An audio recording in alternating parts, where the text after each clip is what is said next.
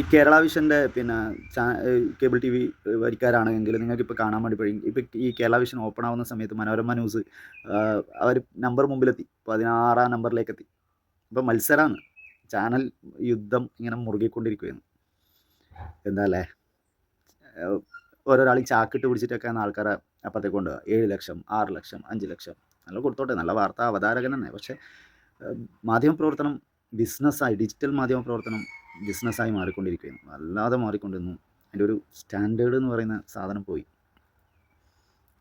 നമ്മുടെ ഓർമ്മയിലുള്ള കുറേ മാധ്യമപ്രവർത്തകരുണ്ട്, അവരൊക്കെ ഇന്നും ചാനൽ ചർച്ചകളിൽ വിശിഷ്ടാതികളായിട്ട് വന്നിരിക്കുന്നതെന്നല്ലാതെ അവരുടെ എഴുത്ത്, അവർ ഓരോ പത്രത്തിൽ എഴുതിയ എഴുത്തുകൾ ഇന്നും നമ്മുടെ ഓർമ്മയിൽ നിലനിൽക്കുന്നുണ്ട്. അപ്പോൾ ഇതൊരു മത്സരമായി കണക്ക് കൂട്ടാതെ നല്ല അല്ലേ, ബിഗ് ടി വി കോൺഗ്രസിനെ സപ്പോർട്ട് ചെയ്തുകൊണ്ട് ഇപ്പോൾ ബിഗ് ടി വി വരാൻ വേണ്ടി പോയെന്ന്.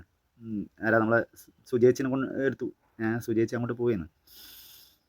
24 ഇപ്പോൾ പെട്ടുപോയതോ എന്ന് സംശയമുണ്ട് എനിക്ക്. ചാനൽ യുദ്ധം യുദ്ധം യുദ്ധം യുദ്ധം.